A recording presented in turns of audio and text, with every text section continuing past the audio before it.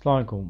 ৭১ সালের স্বাধীনতা যুদ্ধের পরে স্বাধীনতা কিন্তু মানে সত্যি ব্যাহত হয়ে গেছিল। তো সেটাই কিন্তু মানে হওয়ার মতো নমুনা লক্ষণ এই ২৪ সালেও দেখা যাচ্ছে। তারপরে আমার মনে হয় না যে কোনোভাবেই এটা ব্যাহত করবে আর কি, আমাদের যে জেনজির বলেন আর আমাদের এই প্রজন্ম বলেন আর কি। কারণ হচ্ছে অনেকগুলো। তো আমরা বারবার ঠকছি এবং ঠকে শিখছি। আর আমাদের এই দেশে তো মনে করেন যে আপনার এই যে ৭১ সালের আগে থেকেই ভারত কিভাবে আমাদের এই দেশকে আহ, অঙ্গরাজ্য বানাবে সেটার জন্য ভারত অনেক আগে থেকে ট্রাই করতেছে। তো সেটার প্রেক্ষিতে আমি বলতেছি যে আমাদের পিছনে শত্রু তো আসছেই, কিন্তু আমরা কিন্তু এই জেনারেশন এই ব্যাপারে আমরা খুব অ্যালার্ট।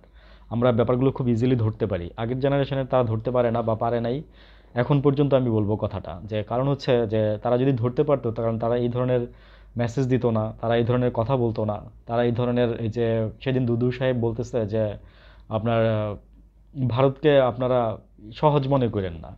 তো দুদু সাহেব, আমি আপনার মুখে না এই কথা, দুলু সাহেব, সরি, দুদু সাহেব না, দুলু সাহেব, সম্মানের সাথেই বলতেছি আপনাদের।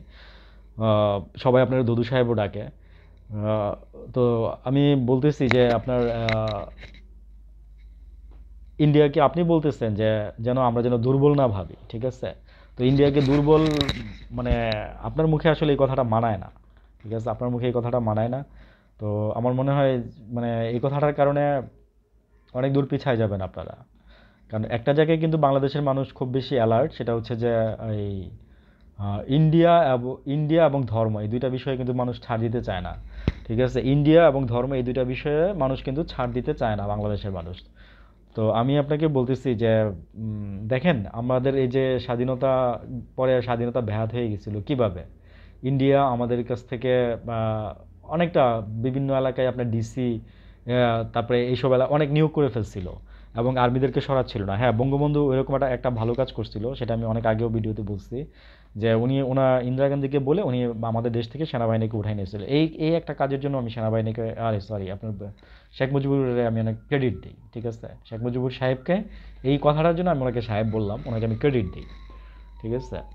তো ভালো কাজের জন্য ভাই ভালো ক্রেডিট দেওয়াটাই উচিত। আর হচ্ছে খারাপ যে করবে তাকে আপনার খারাপ ক্রেডিটটাই দেওয়া উচিত। আর আরেকটা কথা হচ্ছে যে এই ২৪-এর এটা মানে স্বাধীনতা অর্জনের চেয়ে স্বাধীনতা রক্ষা করা কঠিন, এটা আমরা মনে ধারণ করি, লালন করি। বাট আমাদের এই যে যারা বাপ চাচারা ছিল তারা আসলে এই জিনিসটা আমার মনে হয় না যে মর্ম বা বুঝে বা মহাত্ম বুঝে। এভাবেই বললাম, সরি, কিছু মনে করবেন না মুরব্বী যারা আছেন, আমি ওই সেন্সে বলি নাই। আপনারা আমরা আপনাদের সন্তানের মতো ওই সেন্স থেকেই বলছি। আল্লাহ হাফিজ।